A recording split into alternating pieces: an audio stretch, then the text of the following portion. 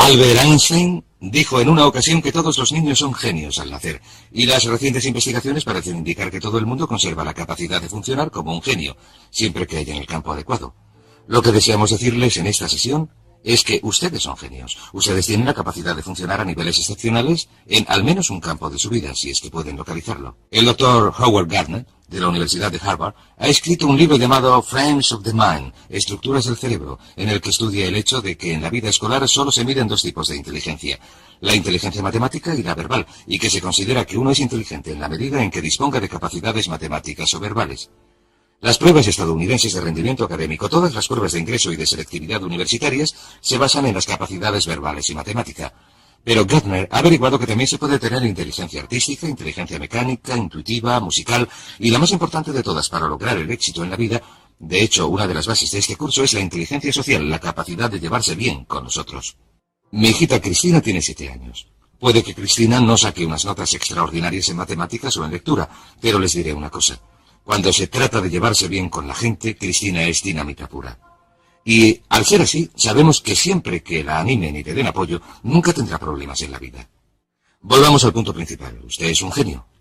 Ese genio, esa inteligencia, esa capacidad creadora, es algo que es suyo por derecho. La creatividad es tan natural para usted como lo es respirar. Y puesto que decimos que todos los niños son genios al nacer, vamos a examinar un par de hechos interesantes. En unos estudios recientes se analizaron los resultados obtenidos en unas pruebas de inteligencia por niños entre 2 y 4 años. Entre los 2 y los 4 años es cuando por primera vez se pueden realizar pruebas de inteligencia, y se pudo ver que, en el 94% de los casos, los resultados indicaban una elevada inteligencia y una elevada creatividad. A continuación se repitieron las pruebas con estos mismos niños a los 7 años, y se vio que solamente en el 4% de los casos los resultados indicaban una elevada inteligencia y una elevada creatividad. ¿Cómo sucedió esto? ¿Por qué este espectacular descenso en la creatividad? Muy sencillo. Entre los 2 y los 4 años y a la edad de 7 años, estos niños hacían cosas, tocaban cosas, las probaban, las olían, se metían en todas partes. A los 2 y 3 años son terribles, a los 4 son fantásticos, etc.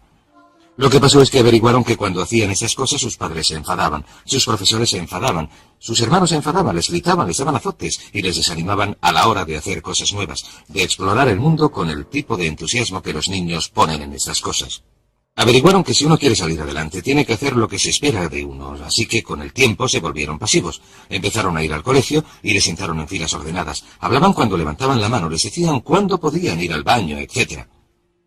Pero lo maravilloso es que, aunque esto haya sucedido, la creatividad se sumerge como un río subterráneo, y lo que vamos a hacer en esta sesión es hablar de cómo se le puede hacer volver a la superficie. Por cierto, en la Universidad de Minnesota se realizó un interesante estudio hace algunos años. Este estudio se basaba en una prueba psicológica realizada en la universidad para verificar qué factores llevaban a la creatividad en los niños, y lo que se hizo fue seleccionar a varias madres de la zona urbana de Minneapolis que padecían retraso mental, esto es, sus coeficientes de inteligencia representaban un máximo de 80. Se localizó a cada una de estas madres en un momento en el que estaban teniendo hijos, y se estableció un experimento por el que los estudiantes de la Facultad de Psicología iban a las casas de estas madres, recogían a los niños a una edad temprana, los llevaban a la universidad, los situaban en un entorno donde podían jugar, donde se les estimulaba, oían música, tenían juguetes. Los estudiantes experimentaban con ellos y les mantenían ocupados, los cogían en brazos y jugaban con ellos, etc. Al final de este experimento, y según iba progresando, cuando llegaron a una edad en la que se les pudo hacer una prueba de coeficiente de inteligencia sobre los 5 o 6 años, se averiguó que los resultados de estos niños rondaban los 130 puntos, que, como saben, se aproxima a lo excepcional. Se considera que una persona con un coeficiente de inteligencia de 140 es un genio. Un coeficiente de inteligencia de 130 está algunos puntos por debajo de lo que se necesita para ser clasificado en el nivel superior. Cuando se les repitieron las pruebas, un par de años después, el resultado medio fue un coeficiente de inteligencia de 132 puntos. ¿Cuál era la clave? ¿Cuál era la clave para este increíble desarrollo de la mentalidad? Averiguaron que la clave era la estimulación. La clave era la estimulación. Averiguaron que durante los años iniciales de formación de un niño, el nivel de inteligencia y creatividad que se desarrolla está en proporción directa con la calidad y la cantidad de estimulación que un niño recibe. ¿Qué significa esto para ustedes y para mí? Pues significa que si tienen niños, lo mejor que pueden hacer es suministrarles un entorno que los estimule. Significa que si desean ser una persona muy creadora, lo mejor que pueden hacer para ustedes mismos es suministrarse una dieta que les estimule. Distintos libros, cintas, ideas, personas, situaciones, entornos. Incluso el hecho de utilizar rutas distintas para ir al trabajo tiende a ayudarnos a romper con nuestra rutina y con nuestra zona cómoda y a hacernos pensar de manera diferente. Hay algo conocido como la ley del uso, o un principio denominado la ley del uso. La ley del uso aplicada a un músculo físico dice que, si no se utiliza, se pierde. Si no se utiliza un músculo durante un periodo de tiempo, se atrofia y no se puede utilizar. La ley del uso también se aplica mentalmente a su nivel de creatividad. Dice que si uno no utiliza su creatividad, esta se atrofiará al igual que lo haría un músculo. Pero una cosa maravillosa que hemos averiguado, en un caso tras otro, es que si uno empieza a poner a prueba su creatividad, si empieza a exigirle cosas al igual que lo haría con un músculo si empezara a levantar pesos, si empieza a exigirle cosas, empezará a entrar en acción, empezará a hacerla moverse y, si lo prefiere, a estimularla con nuevas ideas y pensamientos.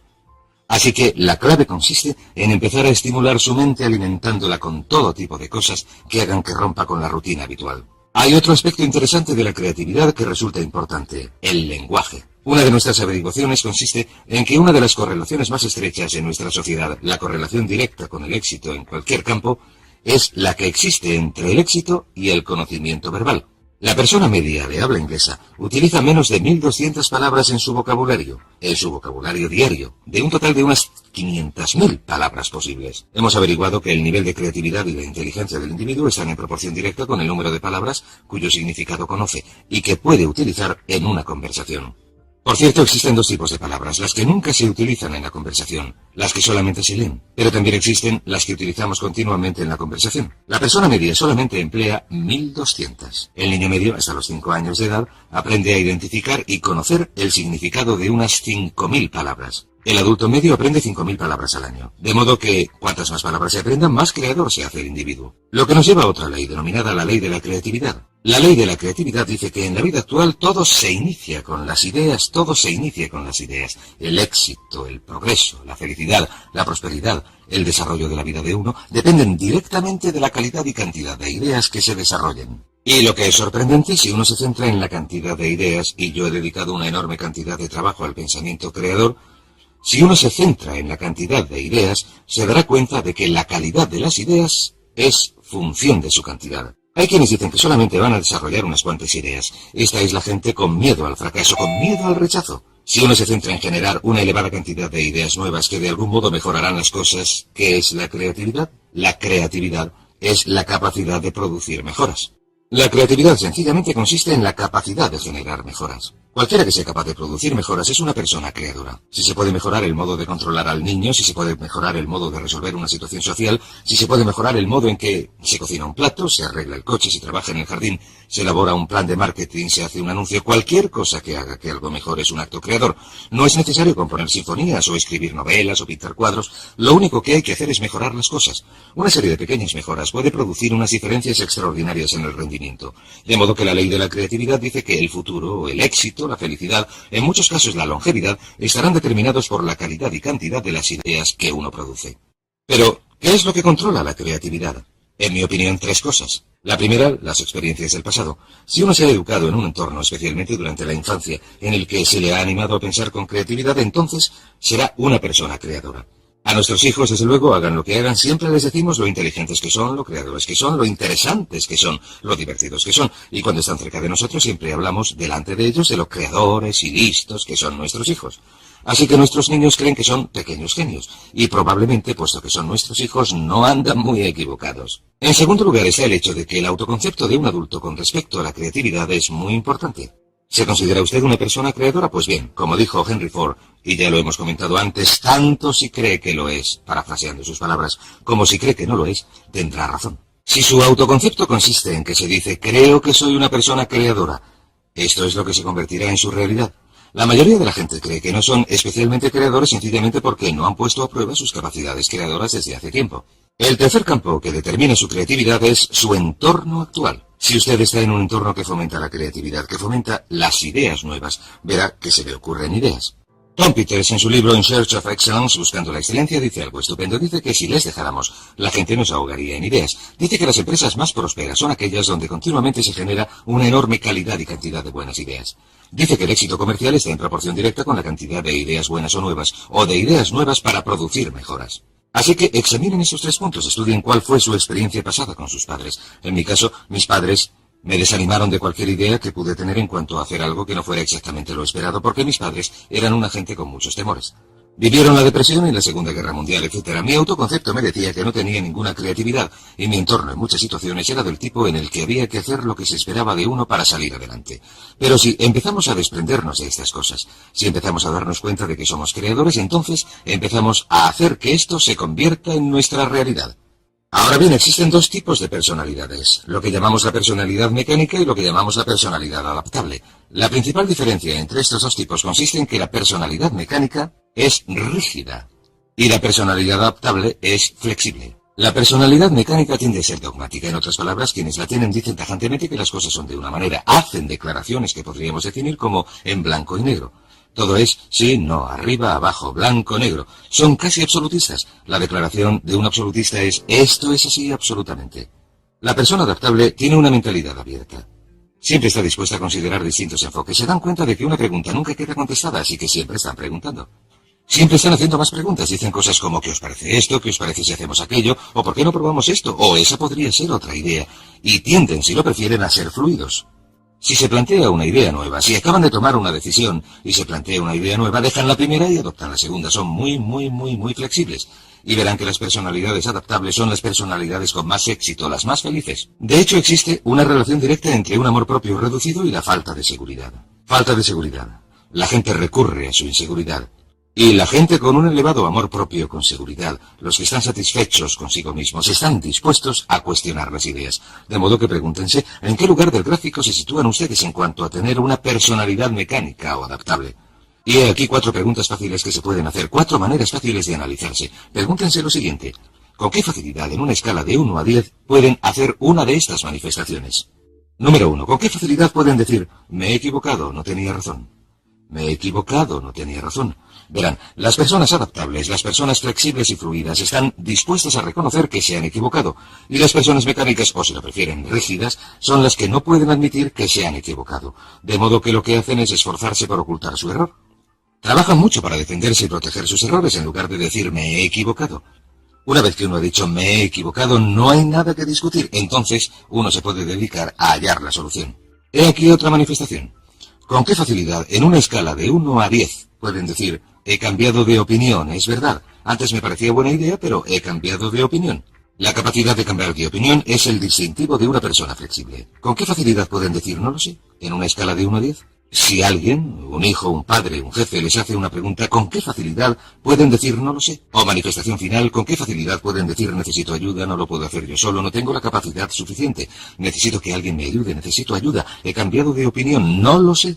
Esas son las manifestaciones que hace una persona flexible. Muy bien, estudiemos otro par de aspectos de la creatividad. Tenemos la ley del uso, tenemos la ley de la creatividad. Sabemos que el lenguaje y el vocabulario están directamente relacionados con esta. Sabemos que el autoconcepto es parte esencial de la creatividad, que cuanto más se gusta uno a sí mismo, cuanto más cree uno en sí mismo, más probabilidades tiene de ser creador. Así que el siguiente punto es preguntar. Sencillamente, la capacidad de hacer preguntas.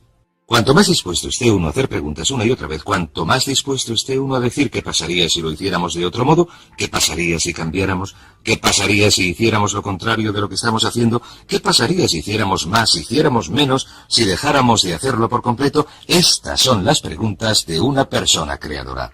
Ahora bien, como ya he dicho, usted es un genio. Sin embargo, ¿va usted a desarrollar su genio plenamente? El único modo de que pueda desarrollar su genio plenamente es empezando a utilizar algunas de las técnicas que hemos comentado en este seminario. Una de ellas es tener unas metas muy claras. Si usted tiene unas metas claras que desea lograr, estas estimularán su creatividad, como comentaremos en el próximo módulo. La segunda parte es empezar a utilizar afirmaciones, y la mejor afirmación es soy un genio, soy un genio, soy un genio, y repetirlo una y otra vez. Sucederá algo sorprendente si repiten estas palabras. En su mente consciente y subconsciente, cuando empieza a decir una y otra vez en su mente consciente, soy un genio, soy un genio, soy un genio, usted impulsa el mensaje al subconsciente. ¿Sabe lo que hace el subconsciente? El subconsciente dice, de eso nada, ganso, no se te ha ocurrido una idea decente en los últimos 10 años. Pero usted dice, soy un genio, soy un genio. Usted hace que penetre el mensaje, imprime el mensaje en su subconsciente. El subconsciente le conoce, lleva mucho tiempo con usted, sabe que nunca se le ocurre nada que valga la pena, pero usted insiste. Soy un genio, soy un genio, soy un genio. Continúa haciendo que penetre el mensaje. Finalmente el subconsciente dice, muy bien, si esta es la nueva orden, si es esto lo que quieres, allá va. He aquí una idea. Haz algo con ella. Y en medio de una conversación, cuando uno está hablando de un problema, de repente se le ocurre una idea y alguien dice, ¡caray, qué buena idea! Y usted contesta, claro, ya sabes, soy un genio. Y le repiten, sí, es una idea bastante buena. Y verá que se convertirá en un genio en la medida en que acepte la creatividad innata. Es como si viviera en un terreno y debajo de ese terreno hubiera un enorme depósito de genio, y cuando afirme algo una y otra vez irá perforando más y más hasta llegar a un punto, al afirmar y visualizar, a un punto en que alcance este depósito de genio y el genio empiece a manar como si fuera un pozo de petróleo. Y cuando empiece a fluir, les diré lo más sorprendente, cuando empiece a fluir, diremos por qué funciona esto en un momento, cuando empiece a fluir, se le ocurrirá una idea tras otra. Pues bien, el punto más importante de todo este asunto consiste en entender lo siguiente, que no hay nada que no pueda lograr si explota este genio, que toda productividad y prosperidad se derivan de las ideas y que la fuente de las ideas es inagotable, lo que significa que su potencialidad es inagotable. Significa que no hay límites en cuanto a lo que puedan hacer, o tener, o ser, si desbloquean su creatividad innata, que si repiten una y otra vez, soy un genio, soy un genio, soy un genio, soy un genio, y a continuación esperan confiadamente. En el momento preciso en que la necesiten, se les presentará la respuesta precisa en la forma precisa que deseen.